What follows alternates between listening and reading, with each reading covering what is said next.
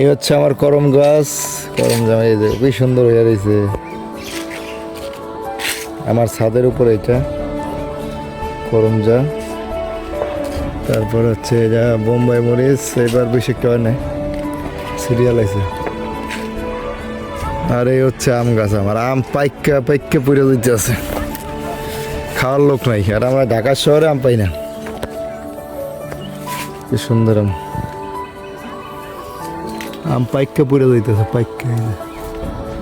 আমার ছাদে আর কি, ছাদের পাশে এটা। এই হচ্ছে আম, আর এটা হচ্ছে বোম্বাই মরিচ। এই যে সিরিয়াল আইছে ওরা পোলাপানে।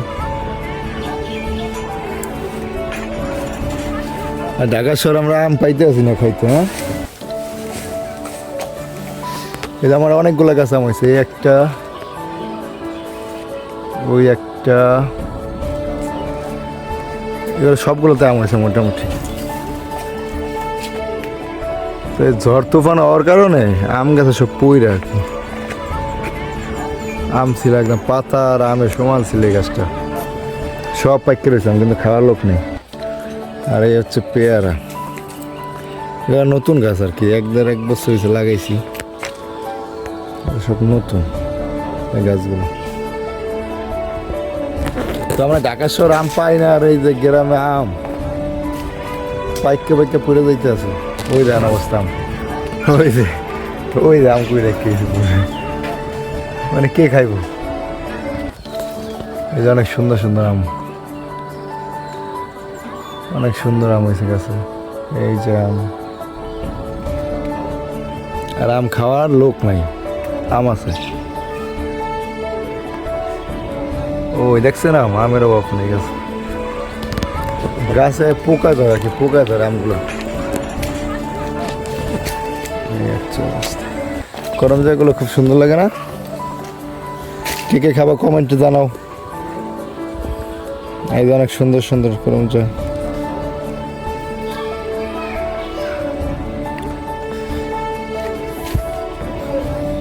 টপের গাছ এগুলো সব টপ করা।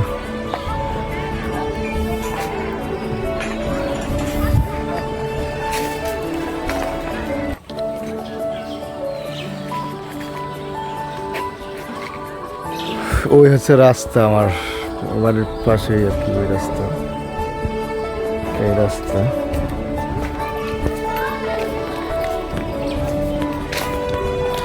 দেশে এবার ভোগান্তিতে পড়ছি, মানে বিদ্যুৎ নেই। এই হচ্ছে আমার রাস্তা। তো গ্রাম অঞ্চলে ফল ফাকড়া খাওয়ার লোক নেই, মানে এত পরিমাণ আম হয়েছে, মানে খাওয়ার লোক পাইতেছি না, পড়ে যায়, কেউ খায় না।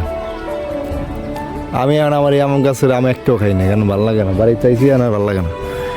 আলিপে খাইছি, মানে আলিপ পড়লে আলিপ একটু কাজে খাইতে পারবো, কারণ একবার ফেলাই দেখে একটু এই ছাদের। তো ভালো থাকবেন সবাই, আল্লাহ হাফেজ।